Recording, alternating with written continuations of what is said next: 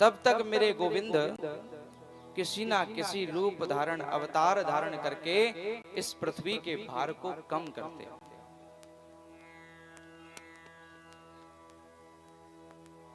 और हमारे धर्म ग्रंथों में भी आगे तक का वर्णन है महाराज।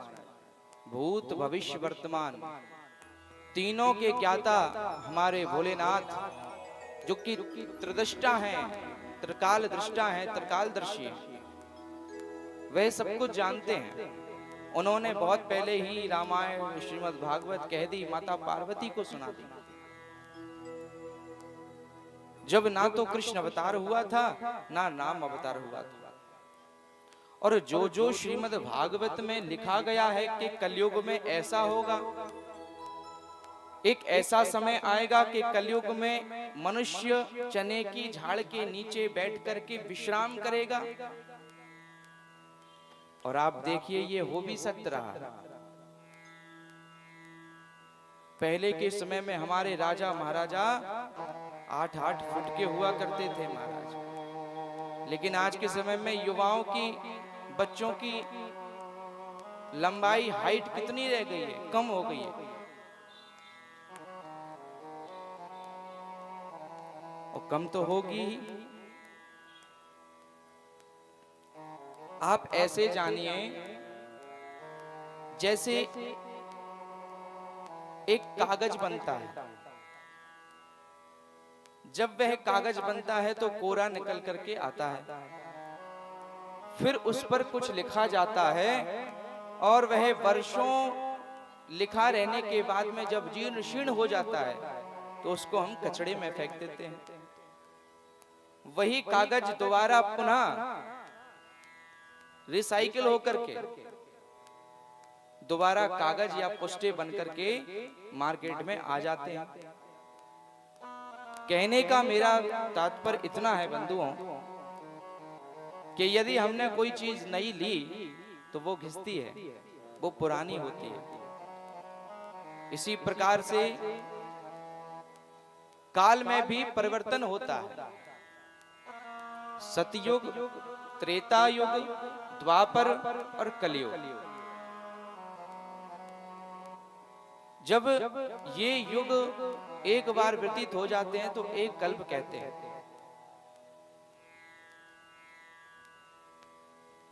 एक बार प्रेम से कहिए राधे राधे। अच्छा, कलयुग में ऐसा हो क्यों रहा है? क्योंकि कलयुग में मनुष्यों के कर्म खराब हो गए, धर्म से विहीन हो गए। सनातन धर्म को मानने वाले कई और मजहबों में चले गए, धर्म परिवर्तन कर रहे हैं। लेकिन मैं कहना चाहता हूं कि हमारा सनातन धर्म जैसा धर्म दूसरा नहीं है, जहां हर एक के बारे में विवरण है, जहां भूत भविष्य वर्तमान तीनों के काल के बारे में विवरण है। और अमेरिका के नासा में तो जाने गत कितने वर्षों से रिसर्च चल रही है भागवत पर, हमारे ऋग्वेद पर। वैज्ञानिक कहते हैं कि ऐसा कैसे हो सकता है, जो वेदों में लिखा है वही सत्य होता चला जा रहा है। अब इससे प्रतीत क्या होता है कि हमारे ऋषि मुनि त्रिकालज्ञ थे, तीनों कालों की बातों को जानने वाले थे, जो भूत भविष्य वर्तमान सब जानते थे। अब आज का समय टेक्नोलॉजी का है, साइंस का है, विज्ञान का है, तो यहाँ कथा चल रही है और लोग जहां जाने कहां कहां इस कथा का श्रवण कर पा रहे हैं। लेकिन पहले ये नहीं था।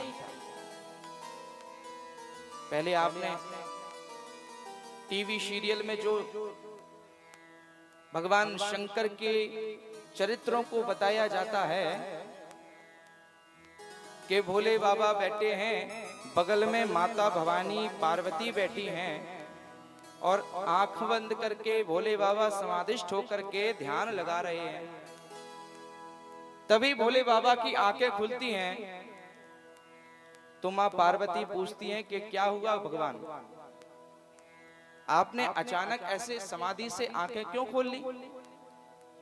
तो भोले बाबा कहते हैं, पार्वती इस सृष्टि में कुछ परिवर्तन होने वाला, मुझे कुछ ठीक नहीं लग रहा। तो भोले बाबा सब कुछ बता देते हैं कि पार्वती ऐसा ऐसा होगा, अभी हुआ नहीं है लेकिन मेरे भोलेनाथ को सब दिख रहा है। लोग कहते हैं ये कैसे संभव है? ये संभव होता है। हमारे मनुष्य के शरीर में 7 चक्र होते हैं।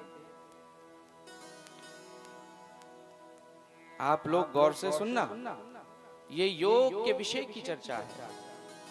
मनुष्य के भीतर 7 चक्र होते हैं। उन चक्रों में मनुष्यों की आत्म शक्ति की चेतना विराजमान रहती है।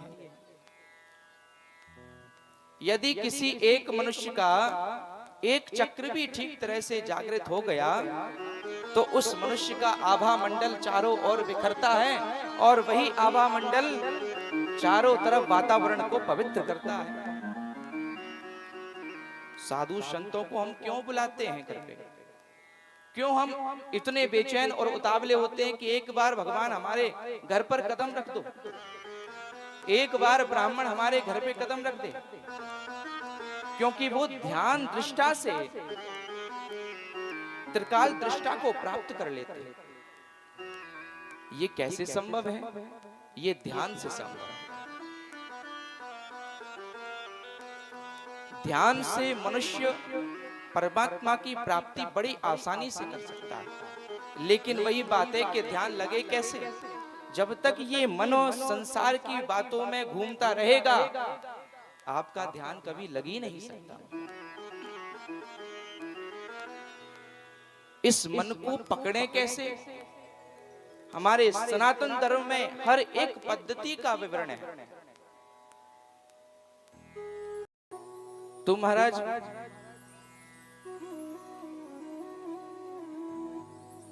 कुछ कहते हैं कि ये महाराज जी कैसे बता देते हैं, कैसे दूसरों के बारे में बता देते हैं? परमात्मा का ध्यान जो करता है ये तो उसके लिए खेल है कि कहां पर क्या चल रहा है, कहां पर क्या नहीं चल रहा है। अच्छा, करना क्या होगा? अपने मन को साध करके आसन पे साधन करना होगा। जब तक हम सुनना नहीं सीखेंगे तब तक हम अच्छे वक्ता नहीं हो सकते महाराज।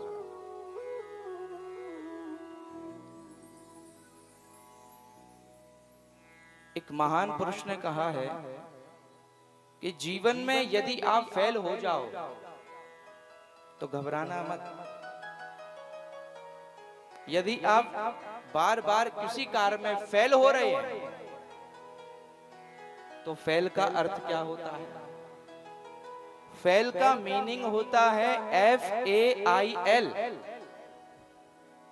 First attempt in learning. आपने फेल होकर के जो ज्ञान अर्जित किया है वही ज्ञान आगे चल करके आपको काम आने वाला है।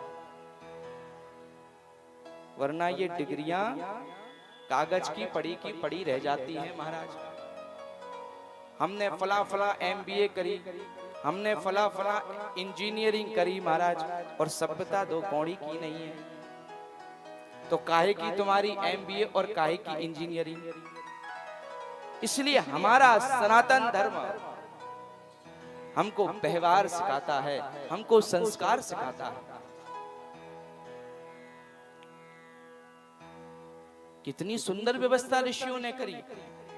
नदी का संरक्षण हो सके तो नदियों की पूजा करो। नदियों की मां घोषित कर दिया कि वो नदियां हमारा रख रखाव करती हैं। अच्छा, ये प्रकृति तुम्हारा कितना ध्यान रखती है बताओ?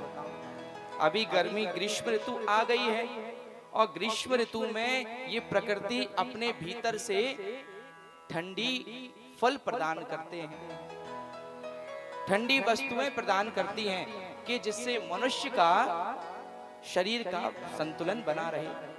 और वही जब शरद ऋतु आती है तो उसमें गर्म फल प्रदान करती है।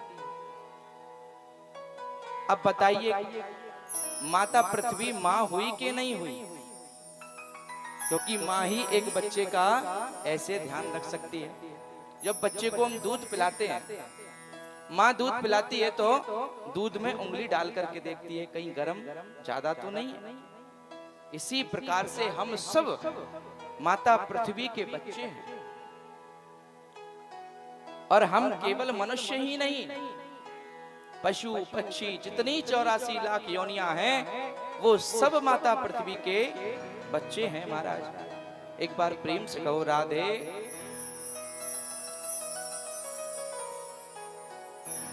इसीलिए सत्य शाश्वत श्री सनातन धर्म में आप रहो। दूसरे तो भटकाने वाले मिलेंगे ही महाराज, लेकिन जब से आपने दूसरों की बात सुनना